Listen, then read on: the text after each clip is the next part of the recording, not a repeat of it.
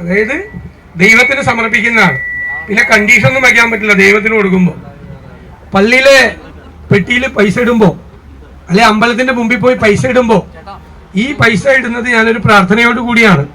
ഇത് ശരിയാക്കി തന്നില്ലെങ്കിൽ ഞാൻ ഈ പൈസ ഇവിടെ വന്ന് തിരിച്ചെടുക്കുമെന്ന് പറയാൻ പറ്റുമോ? പറ്റുമോ? നമ്മൾ പ്രാർത്ഥിക്കുമ്പോൾ പറ്റുമോ? ഒരു വഴിപാട് നേരുന്നു അല്ലെ, അല്ലെങ്കിൽ മെഴുകുതിരി കത്തിക്കുന്നു. ഇത് നടത്തി തന്നില്ലെങ്കിൽ ഞാൻ വന്ന് ഈ മെഴുകുതിരി ഊതിക്കെടുത്തും, അല്ലെങ്കിൽ ഈ പെട്ടിന്ന് കാശെടുക്കുമെന്ന് പറയാൻ പറ്റുമോ? അതുപോലെയാണ് വഖഫ്. വഖഫ് കൊടുത്തിട്ട് കണ്ടീഷൻ വയ്ക്കാൻ പറ്റില്ല. അപ്പൊ കണ്ടീഷൻ വെച്ചെങ്കിൽ അതിന്റെ അർത്ഥം എന്താ?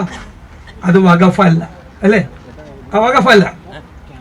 മൂന്നാമത്തെ കാര്യം എന്ന് പറയുന്നത് ഫറൂഖ് കോളേജ് മാനേജ്മെന്റ് മേടിച്ച ആള് അവര് സത്യവാങ്മൂലം കൊടുത്തിട്ടുണ്ട്. എന്താ?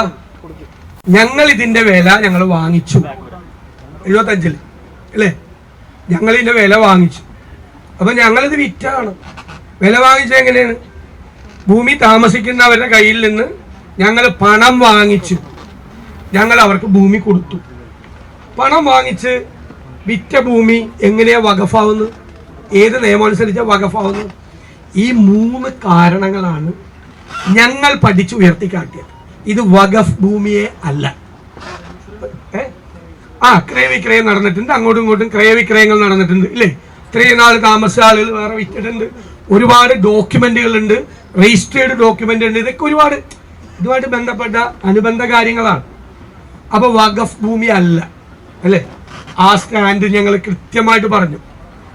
ഇനി വഖഫ് ഭൂമിയാണോ എന്ന് പറഞ്ഞാൽ അത് തെളിയിച്ചാൽ എങ്ങനെയാണ് നമുക്ക് ഭൂമി കിട്ടുന്നത്?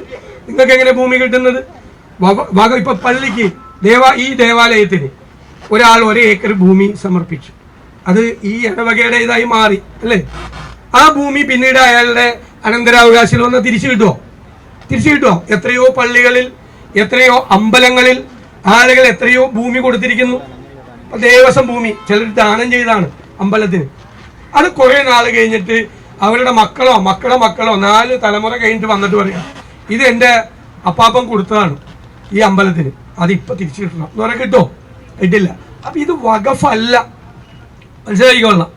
ഇത് വഖഫാണ് എന്ന് പറയുന്നതിൽ കള്ളത്തരമുണ്ട്. അത് നിങ്ങൾ മനസ്സിലായി. ഇത് ഒരിക്കലും വഖഫല്ല. അതുകൊണ്ട് തന്നെ നിങ്ങൾക്കിത് പൂർണ്ണമായി അവകാശപ്പെട്ടു.